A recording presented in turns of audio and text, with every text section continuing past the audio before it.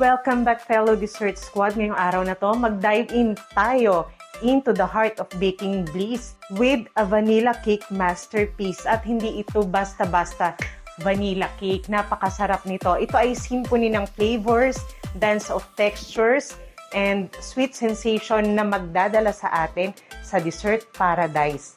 Kaya, simulan na agad natin and make the magic happen. Okay. Pagsama-samahin na muna natin at mag-sieve tayo ng ating dry ingredients. Itong gagamitin kong salt ay sea salt, kaya hindi ko na siya sasalain. Half teaspoon ng sea salt. Ito dagdag flavor at para ma-enhance ang ating vanilla cake. Half teaspoon ng nutmeg. Sasarap ang ating vanilla cake. Ito, salain natin. 2 1/2 teaspoon ng baking powder. Siguraduhin nyo po na active ang inyong baking powder para naman umalsa ang ating cake. All-purpose flour, 300 grams.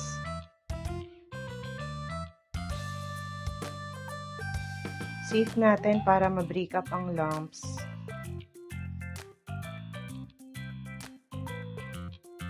Okay, whisk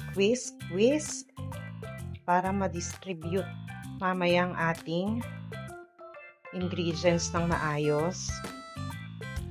Itong ating fresh milk, paiinitan natin yan. Pero hindi na natin kailangan pang hintayin kumulo. Pag nag-bubbles lang, isama na natin itong butter. Pagka nag-melt na yan, mainit na, okay na. Alisin na natin sa apoy. Kapag ganyang may bubbles na at melted na ang butter, patayin ang apoy. Set aside muna natin.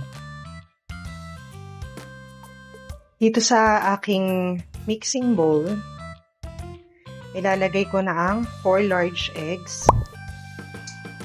Gagamit tayo ng whisk attachment.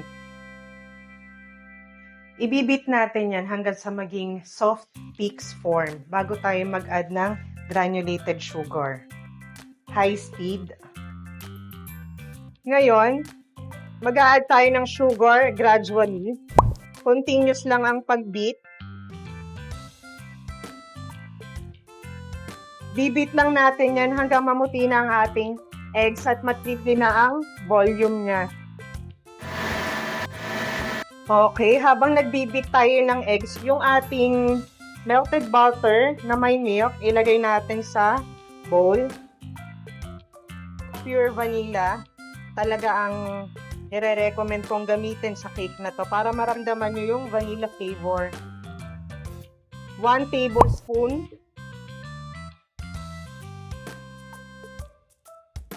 Lagyan din natin ng 1 tablespoon ng vegetable oil. Mix to combine. Ayan, na-triple na yung kanyang volume. Okay. Ngayon, itong ating dry ingredients, yung kalahating ito, ibuhos natin dito sa ating whipped eggs.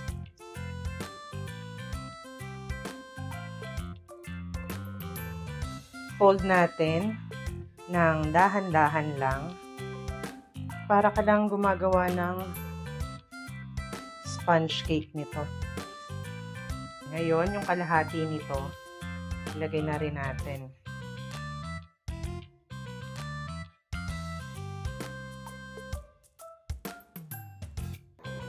Then, ilahat na natin. Ngayon, ito namang ating wet ingredients, ilalagay na natin sa huli talaga para moist ang ating cake.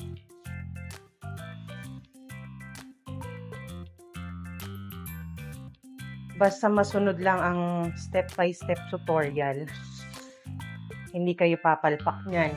O kung may nakaligtaan kayo, try ulit. Don't quit. magagawa nyo rin ng tama yan. Okay. Dadagdagan ko pa ito ng all-purpose cream. Room temperature po lahat ng ingredients.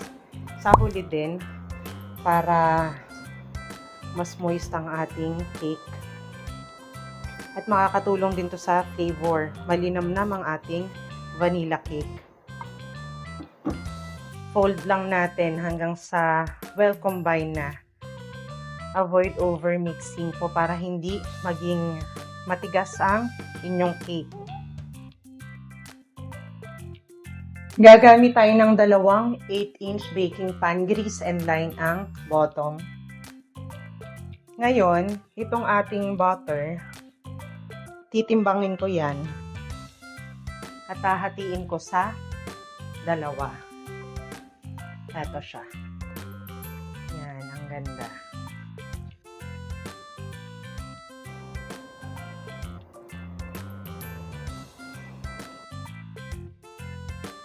Ngayon naman, patagin natin ang ating cake para even ang alsa o pantay ang alsa.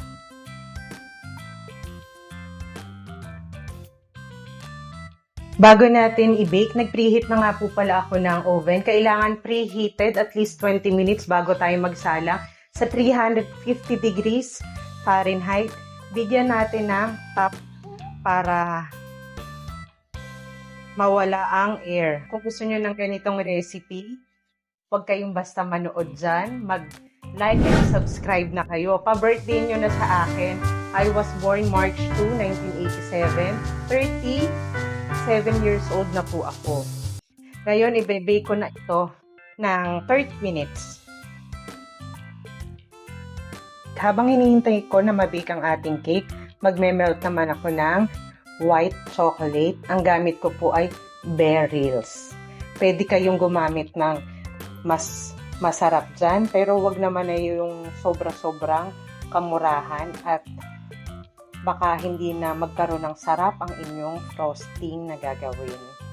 Double boiler po para hindi masunog ang ating white chocolate. Halu-haluin natin para mas mabilis. I-set aside na natin to cool at room temperature lang po. Ang ganda ng ating vanilla cake. Hayaan muna nating mag-rest ng 10 to 15 minutes bago natin alisin sa pan at ilipat sa cooling rack. Tanggalin na natin sa kanilang pan. Run lang natin ang knife sa sides.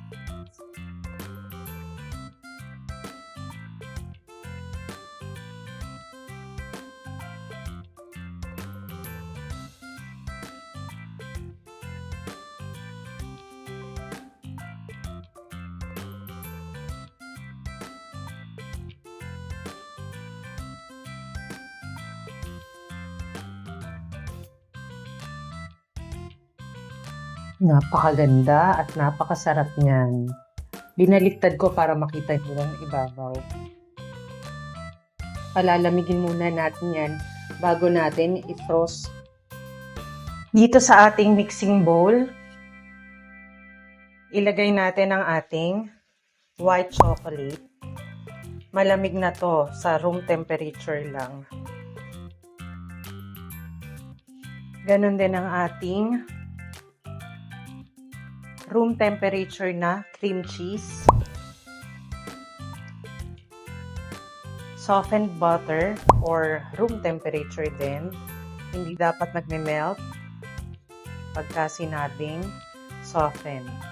Lagyan natin ng pinch of salt kasi unsalted yung aking butter. Lagyan din natin ng confectioner's sugar, sifted dapat, para walang buo-buo ang ating frosting na white chocolate cream cheese frosting. Napakasarap nito. Malapalasyo ang lasa. Iki-cream lang natin to hanggang sa maging light and fluffy na. Low speed muna para hindi lumipad ang ating confectioner's sugar. Pagka ganyan ng hindi na lilipad ang ating confectioner's sugar, mag-increase tayo ng speed. Mag-add tayo ng splash of vanilla. Huwag kalimutan mag-scrape ng bowl ang mga sides, pati ang attachment. Okay, tapos na ang ating napakasarap na frosting. Ginamit ko rin ito sa red velvet brownies. Ang pagkakaiba lang, nilagyan ko ito ng vanilla para bursting with vanilla flavors ang ating vanilla cake. Ngayon naman, mag-frost na tayo ng ating cake. At siya nga pala, kung gusto nyo ng ganitong recipe at marami pang parating na recipe na i-share ko sa platform na ito, mag-subscribe na po kayo, isang like at isang comment, pa-birthday nyo na rin sa akin. Okay, mag-frost na tayo ng cake. Lagyan natin ng frosting ang cake board para hindi mag-slip ang cake o hindi dumulas. Nakabaliktad to. Yung pinakang ibabaw, yun ang iilalim natin para pantay yung ating pinakang ibabaw ng cake. Pabango nito.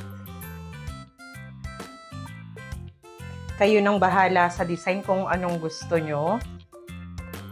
Hindi ako magaling sa design, pero masarap talaga ako mag-bake.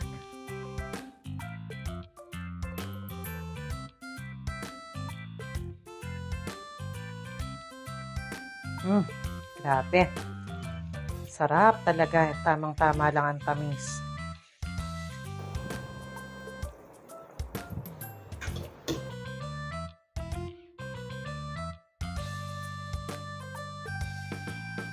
Dahil sa birthday ko, para mas masaya naman ang kulay, lagyan ko ng confetti sprinkles. Nabibili lang to sa baking supply. Wow! Ang saya-saya. Parang magic talaga. Kinalagay ko na muna sa chiller ng at least 1 hour bago ko i-serve, para tumigas-tigas ang ating frosting at mas masarap. Ito yung tirang frosting. Nilagay ko sa Fruity Loops na nabibili sa tindahan para hindi sayang, di ba? Mag-slice na tayo ng ating cake at para makapag-picture taking na at matikman natin ang napakasarap na vanilla cake.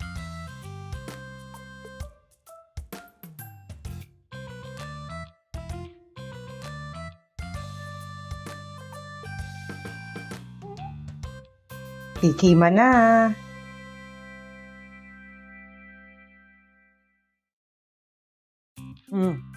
Achieve ang perfection, ang moistness, at ang rich ng ating frosting. Irresistible ito. I promise, once nasubukan mo to, wala nang balikan yan.